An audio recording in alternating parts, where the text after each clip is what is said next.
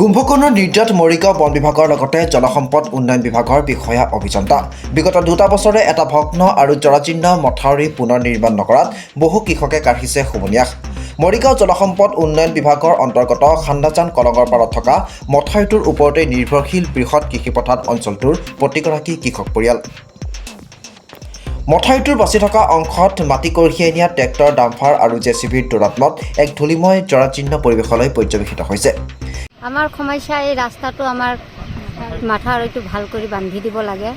আমাৰ এই মাথাউৰিটোৰ কাৰণে আমি যোৱা বছৰ 9-10 বিঘাকৈ এটা গৃহস্থই ধান কাটিব পৰা নাই। আমি এই কাৰণে আমি ডাউনত পৰি গৈছোঁ। আকৌ এইবাৰ যে খেতি খোলা কৰিছোঁ, আমাৰ এই খেতি খোলা যদি আমাৰ আকৌ ৰাস্তাত ভাঙি চিঙি লৈ যায় পানীয়ে, আমি কেনেকৈ চলি খাম? আমি এই শিশু খেতি কৰি আমি চলি আছোঁ বৰ্তমান। চৰকাৰে আমাক কোনো এটা সুবিধা দিয়া নাই আজিলৈকে। এই মথাউৰিটো ইতিমধ্যে যথেষ্ট ট্ৰেক্টৰ চলিবলৈ আৰম্ভ কৰিছে, মাথাউৰি কাষৰ মাটি কাটিবলৈ আৰম্ভ কৰিছে আৰু বহুত এটা বেয়া কাম হৈছে। আপুনি কি ক'ব এই ক্ষেত্ৰত?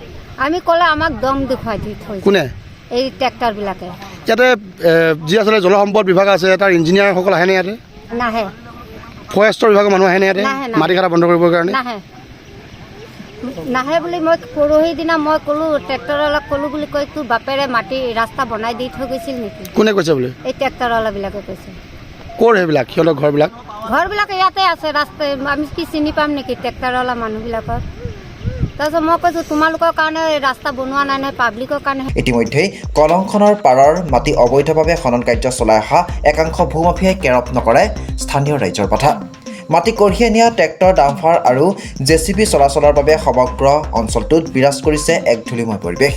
এফালে বানপানীয়ে ছিগা জৰাজীৰ্ণ মথাউৰিটো 2 বছৰে নিৰ্মাণৰ ক্ষেত্ৰত অৱহেলা আৰু আনফালে ট্ৰেক্টৰ, ডাম্পাৰৰ দৌৰাত্মত দুৰ্বিষহ জীৱন অতিবাহিত কৰিবলগীয়া হৈছে অঞ্চলটোৰ কৃষক পৰিয়াল। সেয়েহে মুখ্যমন্ত্ৰীৰ লগতে বিভাগীয় মন্ত্ৰী আৰু জিলা আয়ুক্তক অঞ্চলটোৰ কৃষকসকলে অতি শীঘ্ৰেই মথাউৰিটো পুনৰ নিৰ্মাণ কৰাৰ লগতে মাটি কঢ়িওৱা ট্ৰেক্টৰ, ডাম্পাৰৰ চলাচল বন্ধ কৰিবলৈ কাটৰ বাবে আহ্বান জনাইছে। মৰিগাঁৱৰ পৰা বুবু নাথৰ ৰিপৰ্টাৰ লাইভ অসম। এতিয়া চাওক, আমি খেতি কৰি খোৱা মানুহ। এতিয়া আপোনাৰ এই মাথাউৰিটো অৱস্থা দেখা পাইছে। তাৰে আপোনাৰ ট্ৰেক্টৰবিলাকক কলিও তেওঁলোকে আমাক কয় তহঁতৰ বাপে ঘৰ মাটি নেকি, বাপে ঘৰ ৰাস্তা নেকি, এনেকৈ সিহঁতে কয়।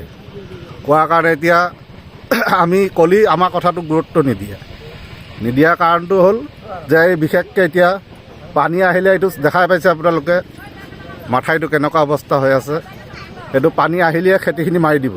আৰু ইহঁতে ট্ৰেক্টৰখন 1-2খন নহয়, 10খন 12খনকৈ প্ৰতিদিন 20খনকৈ ট্ৰেক্টৰ অহা যোৱা কৰি থাকে।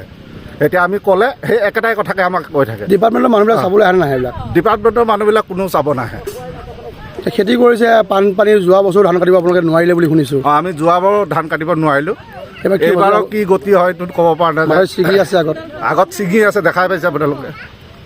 এয়াই মানে এতিয়া ফৰেষ্ট বিভাগ আছে, ফৰেষ্ট বিভাগৰ যি বন বিভাগৰ ফালৰ পৰা ট্ৰেক্টৰটো বন্ধ কৰিব পাৰে মাটি খোলাটো।